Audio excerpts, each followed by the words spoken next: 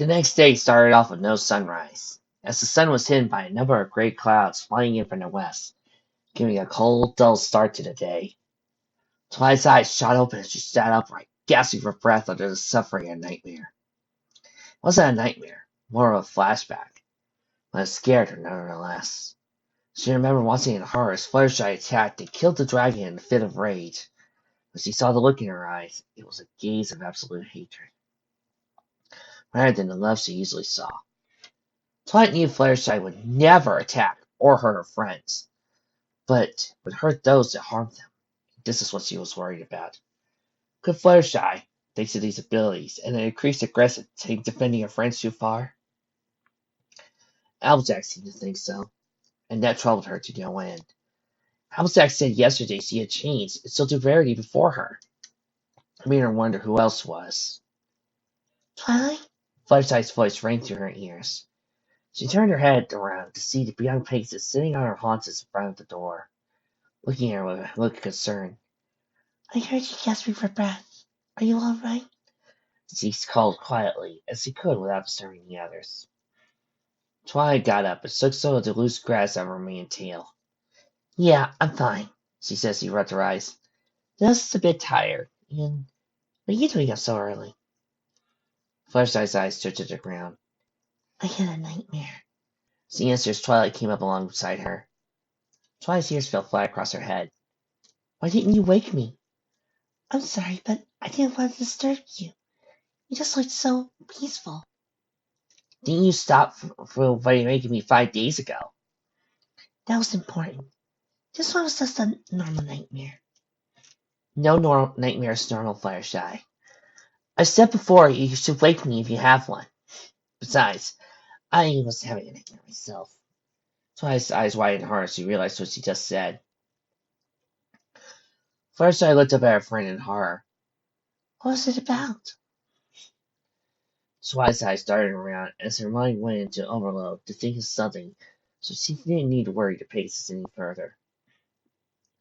Well, I don't remember most of it, she said last, hoping that would be enough. Thankfully, it was. Fluttershy gave her a sympathetic smile, then turned to face the door. The said door was massive, easily the size of a fully grown dragon, or even a werebird. Symbol of the Dragonlords, a large dragon head with spread out wings was carved into the smooth stone itself, and although some of the broad plate could be still made out. So, any idea how to open it? Twilight asked. Fluttershy shook her head. The last one was much smaller, and it had a small keyhole in the eyes for Drake's to fit through. Yet, when I had a look at the eyes, found nothing. Maybe try looking at the door? Twilight suggested. I thought I didn't need to, as it looked too plain. Fluttershy turned back and pulled towards the pillars, and thought for a moment, butting her head fire, and yes, she did so. The keyhole could be in one of those pillars. Well, let's see, shall we? Twilight closed her eyes and focused her mind on a spell she learned a few months back.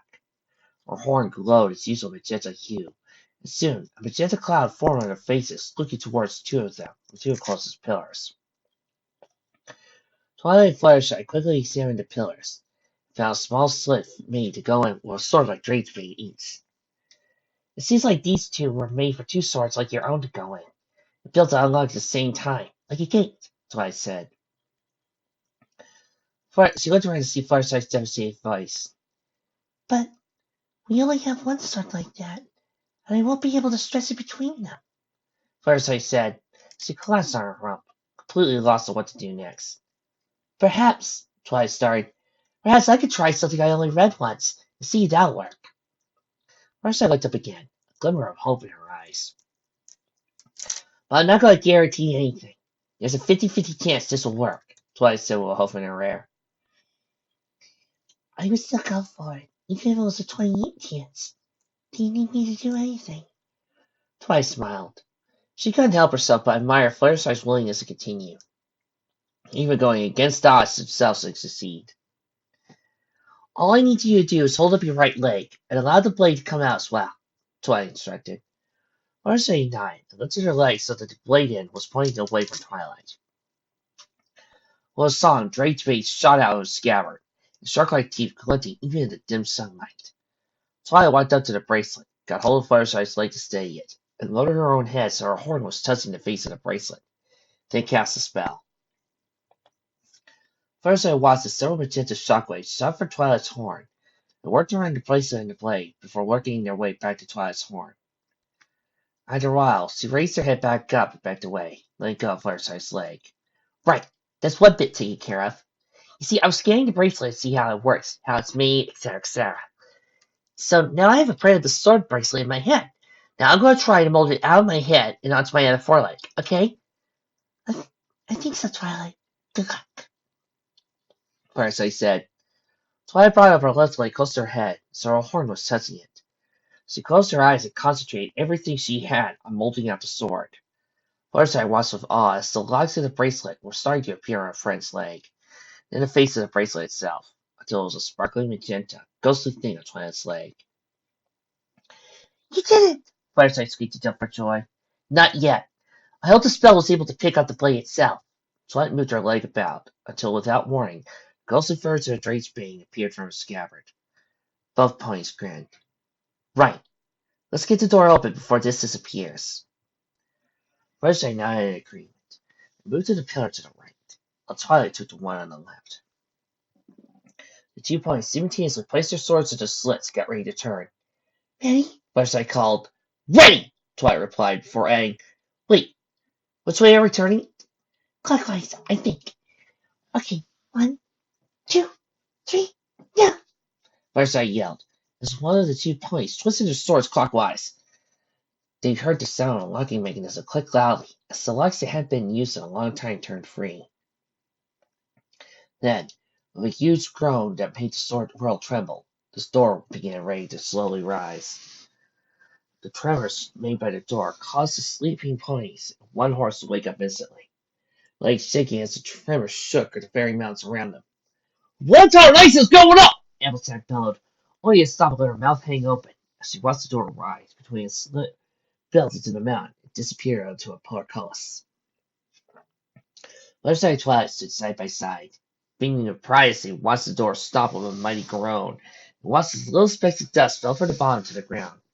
You didn't notice the ghostly image of Drake's bane fade away from Twilight's leg. So, now what do we do? Twilight asked with raised eyebrows. We go in, Fireside replied. A small gulp as fear crept back into her. Now it was open, and she could see inside. She didn't want to go in. She could see nothing but darkness before her. It terrified her to no end. The sound of hooves hitting stones brought her out of her daze. She looked back to see her friends standing behind her, all with their saddlebags on and ready to go in. She looked beside her to see Twilight giving her an assuring smile. Her current saddlebags already on her back, with Fireside's being held on by her magic. With her friends behind her, she felt her fears go away quickly. Now she felt ready for anything. She gave a little nod and allowed Twilight to place their saddlebags onto her back. Then, after swallowing the lump in her throat, she took a step forward. Then another step, and another, until her legs were moving, by themselves into the first chamber. She glanced over her shoulder just to be sure if her friends were following. Thankfully they were, albeit cautiously. She looked back in front of her, felt the shadow of the mountains around her as she entered the first chamber. She wished she had still given the gem that Freya had given her, for it would have been useful for times like this. Suddenly a bolt of light from Twilight's horn whizzed past her, and then exploded, shining the chamber with bright light. Whilst the outside would be considered beautiful, the inside was dazzling. It was perfectly preserved, with huge stone pillars forming a path down the middle, beautifully decorated with carvings of dragons. Shining bronze statues representing heroes of the Dragonlords stood at the corners of the rectangular chamber. The floor was filled with square-shaped stone tiles, all decorated with draconian runes, and all the walls were made of plain stone, and had been decorated with carvings of battles that have formed a story through the ages across the length of walls. Twilight's mouth hanging open in amazement as he brought out a large sketchbook and quill from his saddlebag, began to sketch out the runes and the paintings on the walls. The other ponies and horse spread themselves out to admire the carvings and the paintings that adorned the walls. These guys must have been big show-offs in their heyday. Probably bigger than me, Reno said as he looked on at the statue of one of the stallions. It was extremely lifelike, and the neck muscles were clearly visible between the armor and the helmet it was wearing. Was it for the fact that it was coated bronze, it could easily be mistaken for a sentient being. Rainbow's eyes moved to the helmet. It couldn't look away upon noticing how awesome it looked. It was shaped like the head of an eagle, with a beak covering the nose, still allowing the pony to speak. Two slits where the eyes would be stretched across the front, allowing the user to see an easy target for a spear or an arrow to the eye. Two Pegasus-like wings and a crown Rainbow wanted the Outfire's competition were placed where the ears would be. Wonder what his name was. Captain Gabriel, Fluttershy answered. Rainbow looked from the statue to her friend. How'd you know that? It says here, Interconic, Fluttershy replied, pointing to runes on the tiles of the statue. It also says he's commanded a group of 200 Dragonlords during the siege of Librium, and alongside 7,000 Librarians defended the city from an army of 20,000 equestrians. Voice rose in surprise as he read it. They fought against Equestria itself.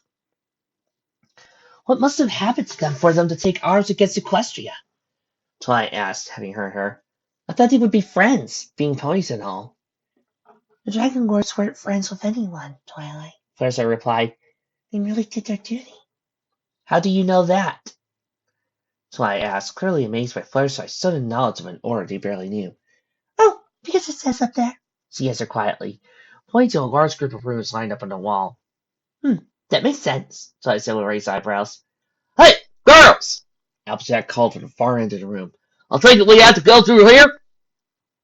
6 equines broke off from what interested them, rendezvoused alongside Applejack, who was standing in front of a single black tunnel that led deeper into the catacombs. They felt their coats stand on end as a deathly chill came from within. So, who want to go first? I go Twilight, Verity said quickly, raising a hoof. The heirs agreed, most of the unicorns dismayed. But why me? Why can't Twilight and Fluttershy go since she's the one who wanted to come here? Well, you do have an elimination spell, Fluttershy carried, trying to sound as polite as possible. So it's you up front. We can see where we're going. Twilight opened her mouth to argue back, but closed it again when she realized that Pegasus was right. She sighed and lit up her horn with a bright light. All right. Would you mind staying close to me then? With a gulp, she watched slowly in, not noticing that Rainbow was whispering for the others to hide. So, how old do you think this place is, Fluttershy? Twilight asked. She looked back to see her Pegasus friend, only to find no one behind her. Twilight's heart started to beat faster. Girls? Girls, are you there? No pony replied. Twilight walked back the way she came, eyes wide and heart racing. She feared the worst. She neared her way back to the main entrance, hoping to see her friends there, but found no one. Boom! Rainbow suddenly yelled, jumping right in front of Twilight with a scary face you could muster. The scream that came from Twilight probably could be as heard as far away as Castilian. When Twilight managed to recover, thanks to Fluttershy's breath control, she learned to calm herself.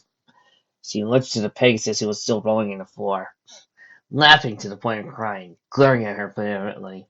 She opened her mouth to scold Rainbow, but close to the way, she saw the way to get back at the Pegasus.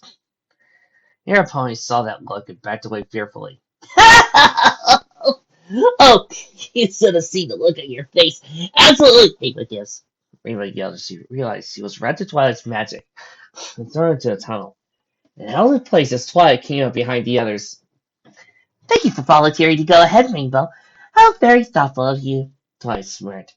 She let Rainbow go, let the Pegasus get back up for her hose. Rainbow didn't retort, but just walked ahead, with Twilight right behind her, shining a bright light from her horn. The others following suit.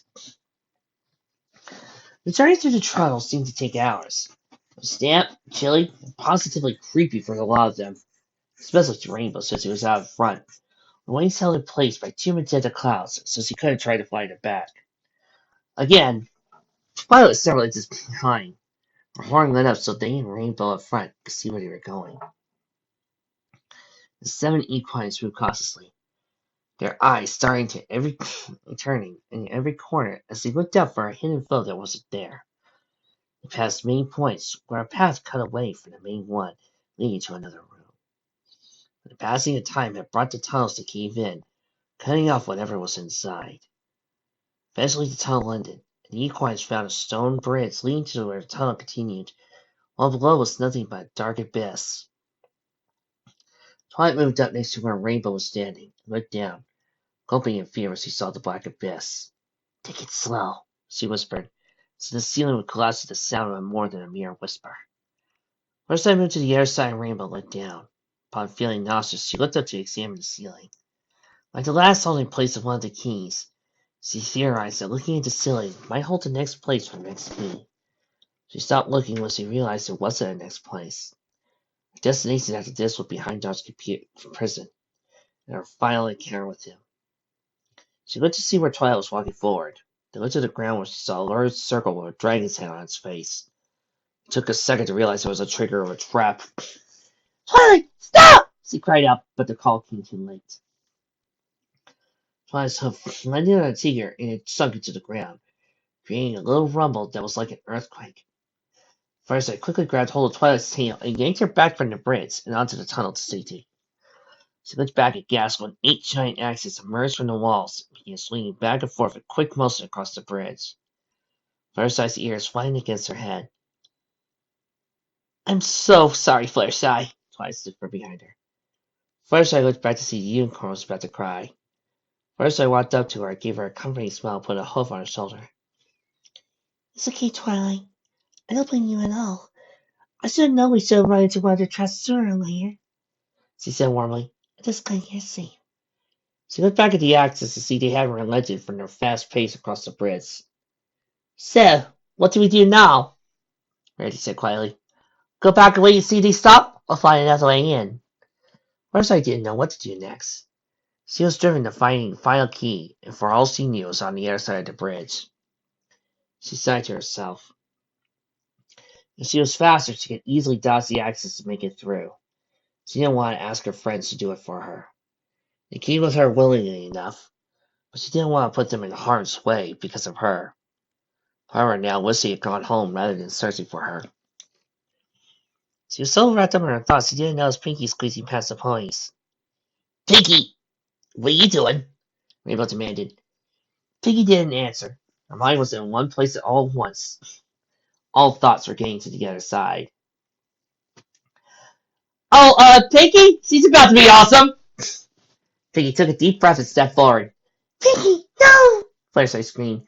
She had to grab her by the tail before it was too late. Once it was, Pinky jumped out of reach from the other ponies and galloped towards the first axe.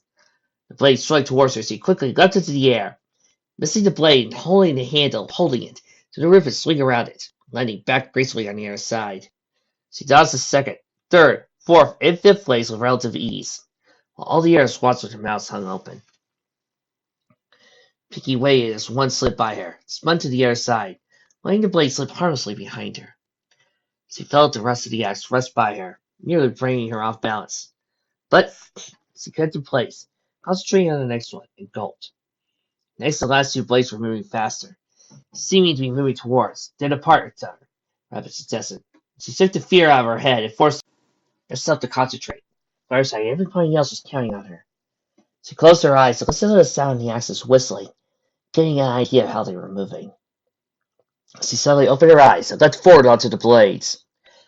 Everyone behind her looked away and covered their ears, not wanting to hear the sound of steel on flesh, or seeing their friend fall into the abyss. All they heard was the sound of a lever being pulled down, and the axes slowing down. They looked up to see Pinkie Pie on the other side, leaning against the wall on her hind legs with a massive grin, while the huge axes slid into their holds. "Come here, you silly fillies and colts! What are you waiting for?" she called from the other side. The other equine soon made it to the other side, and looked at Pinkie with newfound admiration. "That was awesome!" said Rainbow Cross. "How did you learn to do something like that?" "Oh, it's nothing really.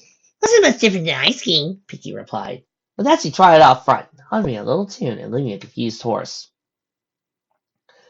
"How could someone compare that to ice skating?" Draw exclaimed. "It's just Pinkie Pie, Draw. It's usually how we explain things." "Oh, okay," Draw nodded. Well, she was still confused at the explanation. From the one side as the 6 ponies he had moved quickly into the tunnel without. "Hey, wait for me!" he growled after them. About a half hour, they left the small confines of the tunnel and reached a small square-shaped chamber with the large portcullis at the far end. In each of the corners were statues of famous Dragonlords, bearing up on their hind legs, their faces carved out to be screaming battle cries. "I'm exhausted!" Rarity panted as he collapsed to the ground. "Can I take a big nap, please? My hopes are going to kill me at this rate." They all turned to Fluttershy for confirmation. "Of course, Rarity," Pegasus said with a smile.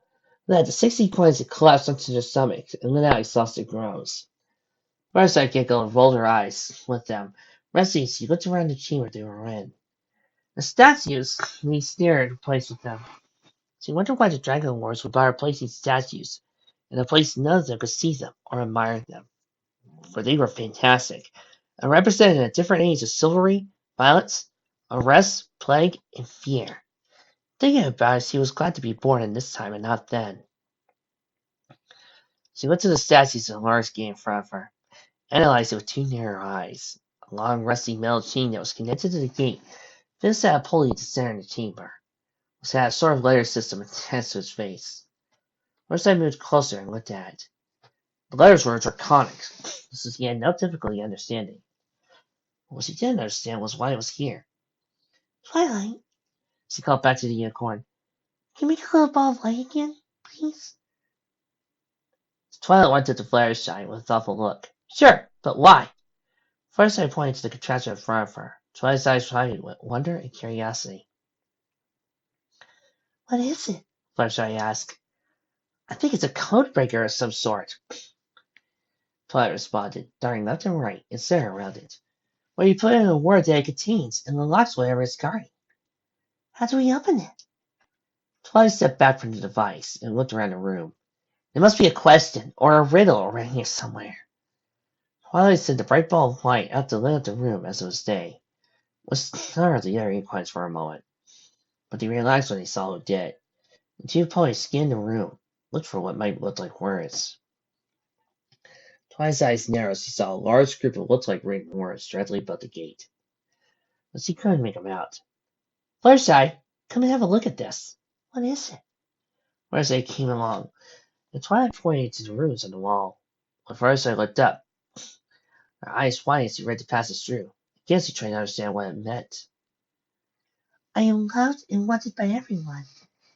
There are many types of me, yet we are the same. What am I?" She read aloud in question. She said her haunches put up to her chin. Twilight followed suit. Pegasus looked back at the code breaker. "Whatever it is, it's $5 long." "Yeah, and tricky." "Is that all it said?" Twilight asked. Fluttershy nodded in reply. The two fell silent once more as they all went to thought it out. "So, anybody care to lay some guesses? Because I've already figured it out! I am a genius!"